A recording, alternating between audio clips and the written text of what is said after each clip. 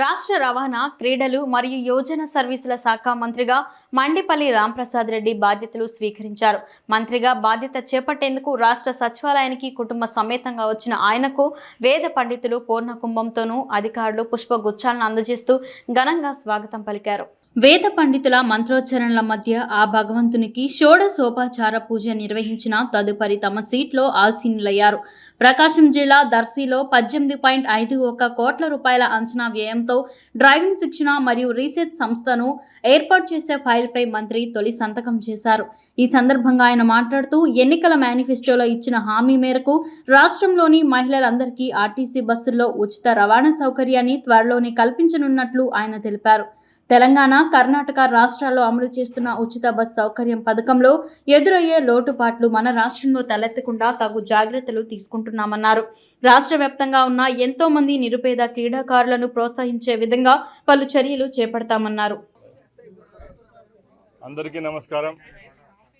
ఇక్కడికి విచ్చేసిన పాత్రికేయ సోదరులకు అలాగే అభిమానులకు ప్రతి ఒక్కరికి నా హృదయపూర్వక నమస్కారాలు తెలియజేసుకుంటూ ఈ అవకాశాన్ని నాకు కల్పించిన రాయచోటి ప్రజలకు అలాగే పెద్దలు ముఖ్యమంత్రి వర్యులు నారా చంద్రబాబు నాయుడు గారికి అలాగే మా యువ నాయకులు లోకేష్ బాబు గారికి నా తరపున మా కుటుంబం తరపున తెలుగుదేశం పార్టీ తరపున మరొక్కసారి మీ ముందర ధన్యవాదాలు తెలియజేసుకుంటున్నా. చాలా సంతోషంగా ఉంది. ఈరోజు ఆంధ్రప్రదేశ్ సచివాలయంలో నేను రవాణా, క్రీడా అలాగే యువజన సర్వీసుల మంత్రిగా బాధ్యత తీసుకోవడం చాలా సంతోషంగా ఉంది. ఏదైతే మా రాయచోటి ప్రజలు నా మీద పెట్టిన నమ్మకంతో శాసనసభకు పంపించారో ఆ నమ్మకాన్ని నిలుపుకుంటూ అలాగే ఈ రాష్ట్ర మంత్రివర్గంలో గౌరవప్రదమైన 3 శాఖలు కేటాయించిన మా ముఖ్యమంత్రి వర్యులకు ధన్యవాదాలు తెలియజేసుకుంటూ ఏ విధమైన తప్పులు జరగకుండా రాబోయే కాలంలో ఆంధ్ర రాష్ట్ర ప్రజలకు శక్తి ఉన్నంత వరకు సేవ చేసేదానికి శాఖాపరంగా వ్యక్తిగతంగా కట్టుబడి మనస్ఫూర్తిగా ఆ దైవ సాక్షిగా ఇక్కడ బాధ్యతలు చేపడుతున్నా. మళ్ళీ ఎక్కువ చెప్తే వేరేగా వెళ్ళిపోతుంది. మొట్టమొదటి సంతకం నేను మా ఆర్టీసీకి సంబంధించిన ట్రైనింగ్ సెంటర్లపై పెట్టడం జరిగింది.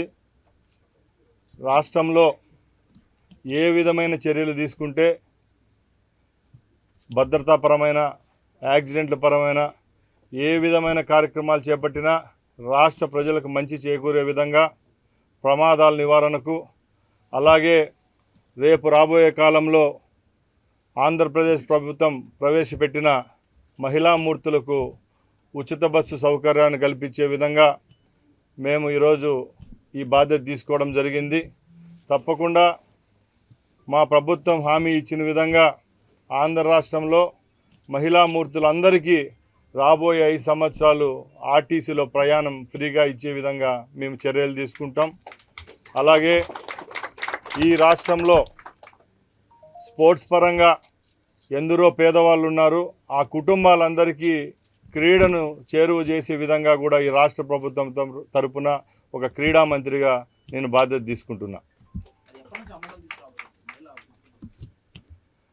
నేను గత 2 రోజుల నుంచి చెప్తున్నా, మన పొరుగు రాష్ట్రాలైన తెలంగాణ మరియు కర్ణాటకలో ఆ రాష్ట్ర ప్రభుత్వాలు ఉచిత సర్వీస్ మహిళలకు ఇస్తున్నాయి.